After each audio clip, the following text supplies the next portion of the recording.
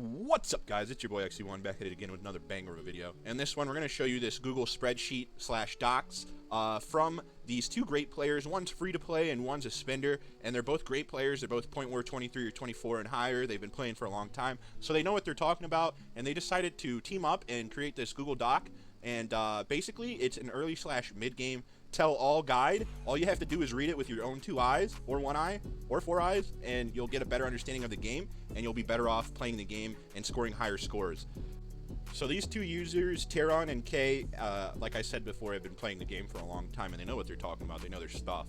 So Teron says here and introduces it, diverse beginner topics as well as some of our resources being outdated, we have decided with Kay to start a comprehensive spreadsheet to address some of these topics. What are these topics, you might ask? They go on to say that topics include early account priorities, stats and equipment, wish list, Reverbertron, as well as how to tackle story mode and understand the ritual miracle bosses.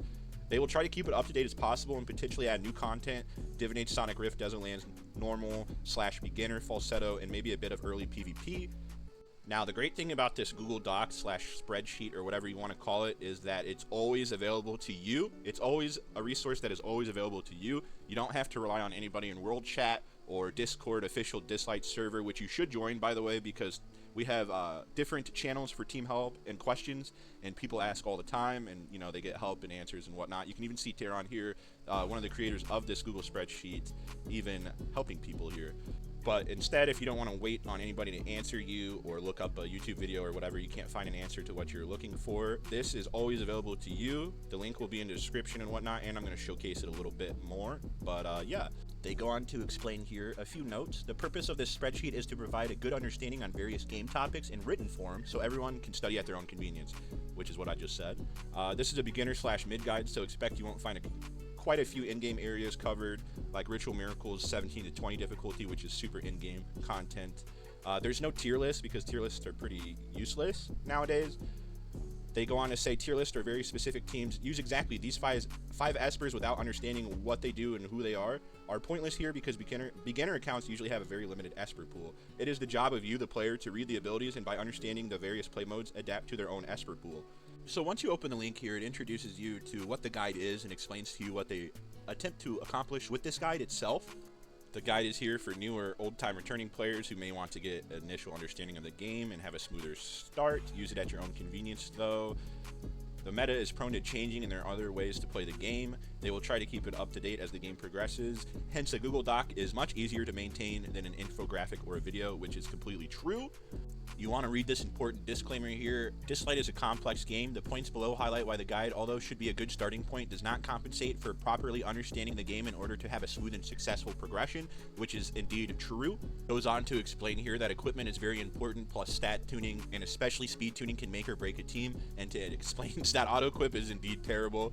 Manual play should be used where possible when one wishes to push manual content further, Story Cube, Calamity Tower, etc. AI can take some very stupid decisions and cannot guess the intention of the player and the tuning of the team, which is true. So if you're speed tuning, Ritual Miracle, etc., AI just uses its abilities whenever it wants to, and it can really mess up your speed tune. They go on to say here, familiarize yourself with different stats and how they do work. Take note of the expensive currencies and do not spend them wastefully. For example, Wish Stones, Legendary Villamons, Divinate Discs, Shimmer Records, and Op Boxes. Do not waste those. Early on, it is best you invest your Nexus Crystals into gold records and pull as much as you can.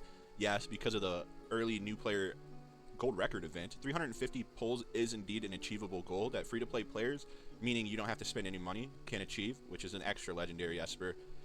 So if you direct your attention here to the bottom of the screen, you can see introduction, early game info, Esper stats, etc. If you click these 3 lines here, it brings you to a drop-down menu of all the different areas that this guide covers, and it covers it extensively and thoroughly. So my favorite here is Esper stats and equipment anatomy, and I'm going to show you them too and leave the rest up to your imagination. You can go look. I'm going to show you why these are my 2 favorite pages in this whole guide. Now, the reason why Esper stats is one of my favorite pages in this guide is that it breaks down all the combat scenarios and abbreviations and explains it to you better so you can understand it for combat. So, for example, let's go ahead and look at critical damage. C damage is useless if an Esper doesn't crit. Ensure your Espers have adequate crit rate, 70% at least, which is a very good point, before focusing on their C damage. Don't invest in crit stats on Espers that can't or won't crit due to little effect. So, for example, Jin Q, Momo, Kara, and Nora all do true damage, and true damage cannot crit.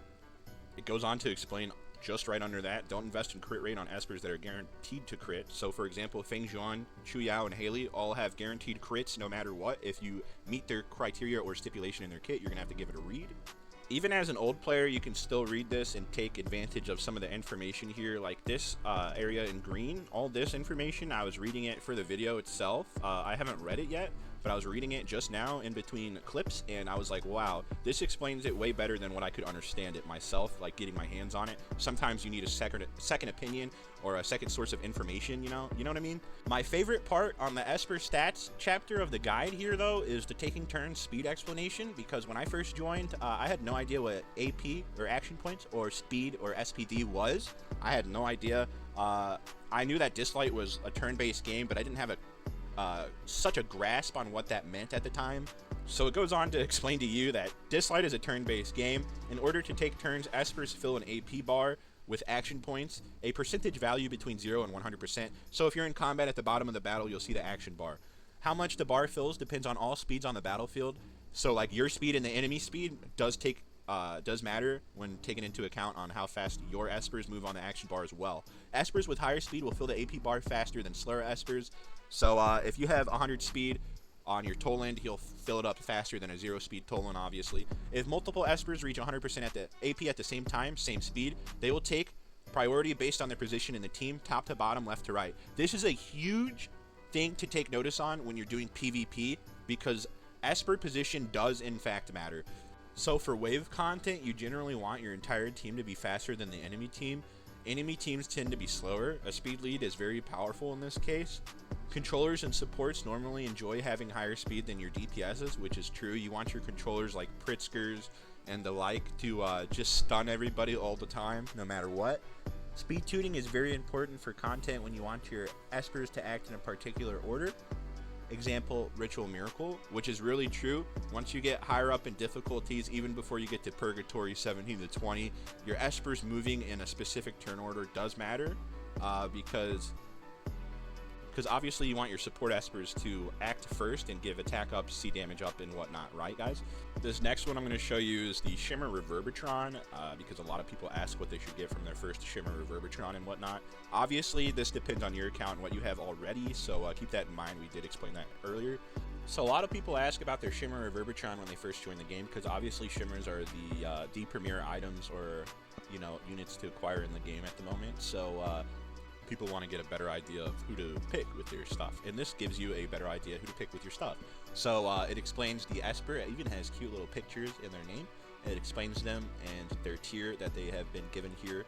So let me just reiterate again that the information on this Google Docs in its entirety is pretty much accurate to a T, because the two users that take care of this Google Docs are pretty good in-game users. Point War 24 and 23 have really high scores, etc., etc. They know what they're talking about, basically. So for example, I'm just going to read the Zhuan pin here. Early game S tier, late game S tier, which is true. Pros, PvE, irreplaceable in all desolate land bosses, which is 100% true. Her buffs that she gives are irreplaceable. Helps improve score in Falsetto Fantasy, which is true. Her buffs are irreplaceable. In-game ritual speed clears, yes, that's true as well. I do use her there in Andres. PvP can be used as Toland bait in PvP rival runes content. She has really high speed in rival runes, so yes, that's indeed. You can bait a enemy Toland with her speed and still come out with the win. Cons, not really well positioned in PvP right now, which is true. Not very useful for wave content. It's also true she's not good for wave content because she has to use her abilities to apply her buffs and power her buffs up, which takes turns, and you want to use less turns in wave content. This guide really does have everything, guys. Story / spatial tower / cube team. It shows you speed lead controllers, AoE DPSs, controllers, supports. It gives you their image and name. It shows you what to use in story. It explains to you how to tackle it. It really does have everything here. Yeah, that's about it, guys. I don't want to make the video more long and cringe than it needs to be. It's already probably pretty long. I rambled enough. But thanks again to Teron and Kay for making this guide, and hopefully you guys learn at least a little bit something out of it. It really is a good resource. People have been wondering about resources and whatnot for early game. All the information in the Discord is outdated from like a year or two ago, and this really separates it out. It provides actual good information from people that know how to play the game and know what they're talking about. Yeah, that's about it, guys. Enjoy your Friday. Have a good rest of your weekend, and peace out.